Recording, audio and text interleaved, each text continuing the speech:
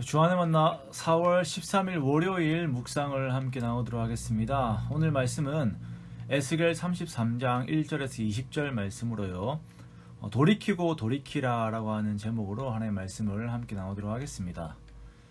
오늘부터 우리는 에스겔을 함께 보도록 하겠습니다. 정확히는 이제 4월 동안 에스겔 33장부터 에스겔의 마지막 48장까지를 함께 보도록 하겠습니다.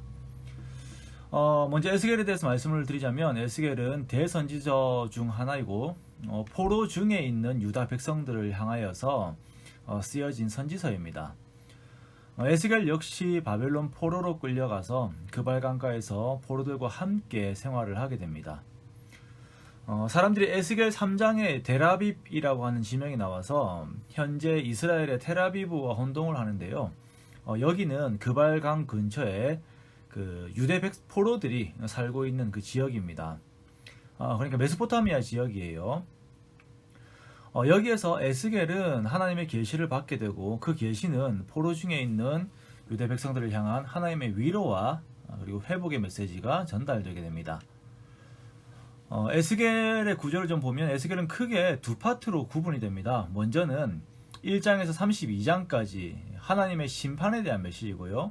그리고 33장에서 48장까지는 위로와 회복의 메시지입니다.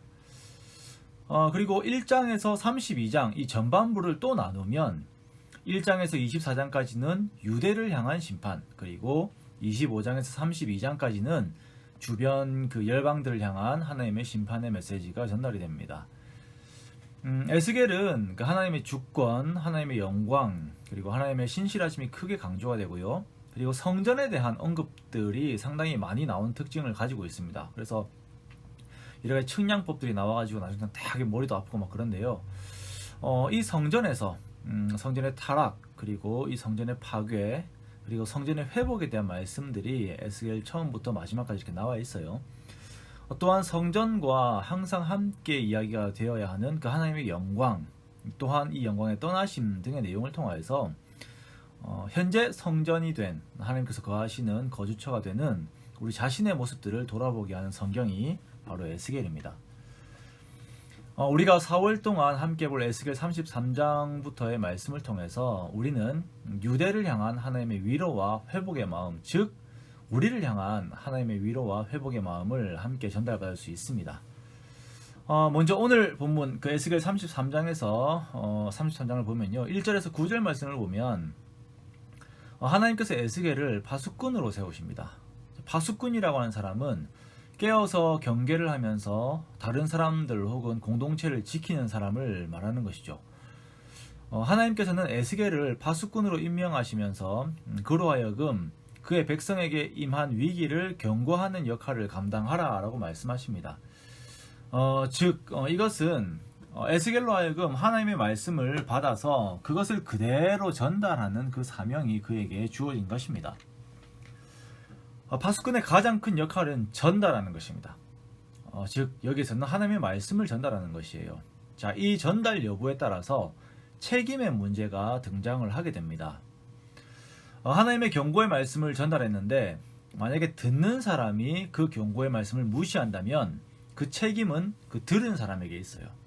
자, 그런데 파수꾼이 악인에게 하나님의 말씀을 전달하지 않아서 그 사람이 죽은 그 사람은 어차피 그의 죄악으로 말미암아 죽을 것이지만 그 죄는 파수꾼의 손에서 찾을 것이다 라고 하나님께서 말씀하시는 것입니다.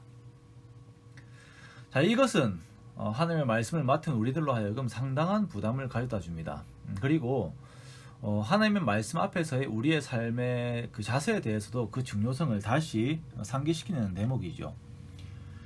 여기에서 파수꾼에게 주어지는 부담이 있다면 첫 번째, 먼저는 이제 깨어 있어야 한다는 것이에요. 그리고 둘째는 명확하게 전달해야 한다라는 것입니다.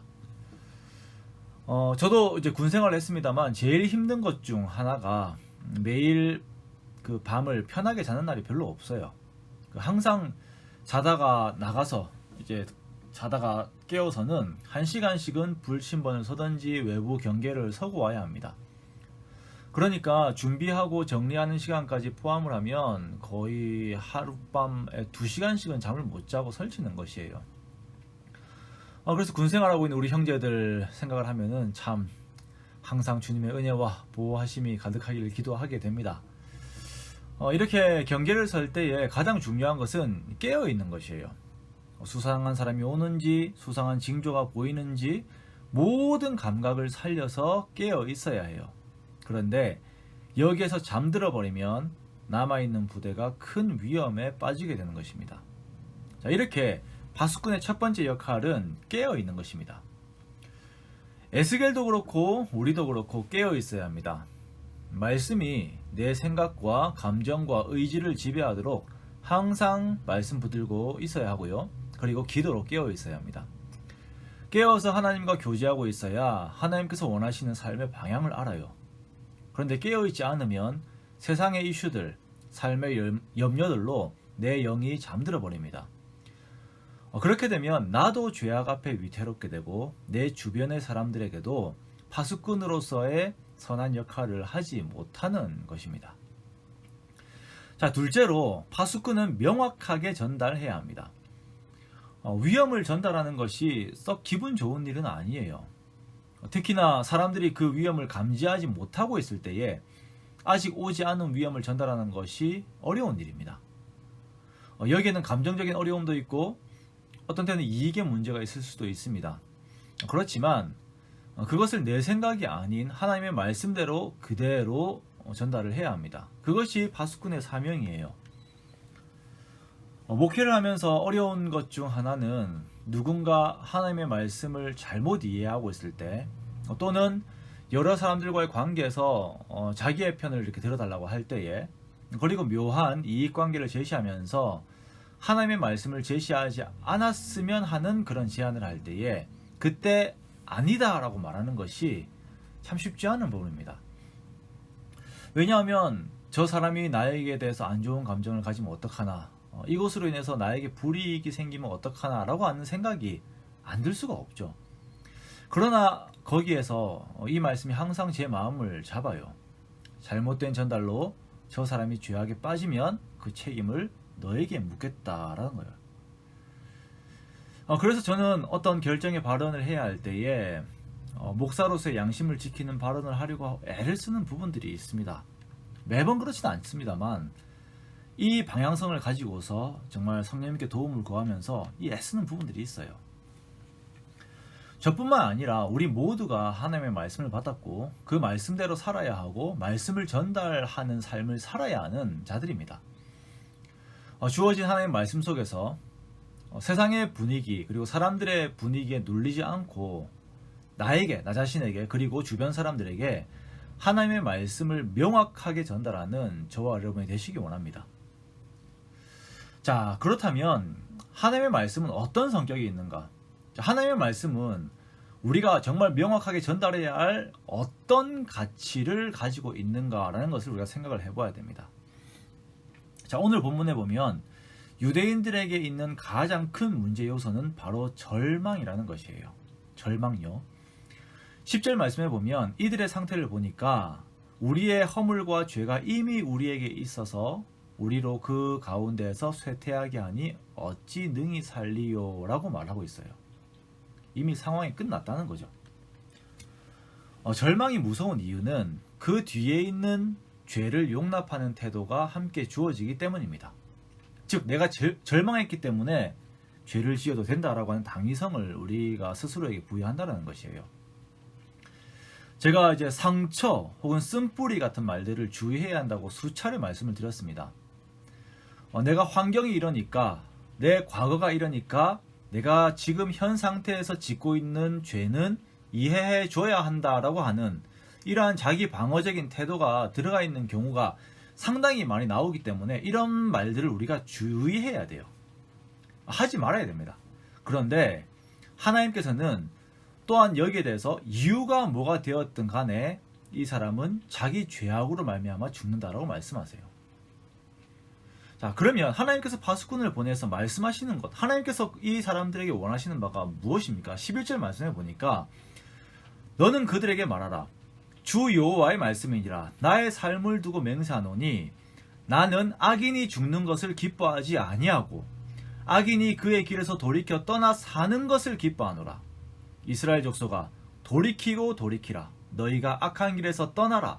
어찌 죽고자 하느냐 하셨다 하라 라고 말씀하시는 것입니다. 이것이 하나님의 마음이에요.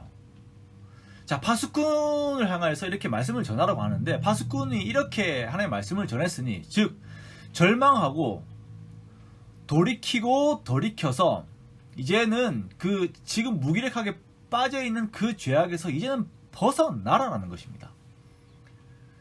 의인이 범죄하는 날에는 그 의로 말미암아 살지 못할 것이다. 즉 앞에 행했던 그 의가 범죄로 말미암아서 다 무효가 될 것이다. 그러나 악인이 회개하고 돌아올 때는 그가 반드시 살고 죽지 아니할 것이다. 그러니까 돌아오라라는 것이에요. 자, 오늘 본문에 보면 돌이키는 것과 죄를 떠나는 것이 동일한 의미로 사용됩니다. 돌이키는 것과 죄를 떠나는 거죠. 자, 히브리 원어에서 회개라고 하는 것은 어떤 행동을 하고 있는 상태를 나타내는 것입니다. 자, 그것은 죄라고 하는 방향을 향하여서 걷고 있던 사람이 그 방향을 틀어서 오늘 표현처럼 돌이켜서 하나님께로 향하여서 걸어가고 있는 상태를 회개라고 해요.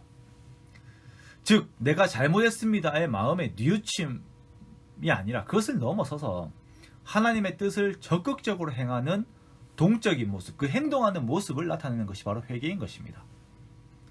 오늘 본문 14절에서 15절에 보면 돌이킴에 대한 삶의 구체적인 내용들이 나와요.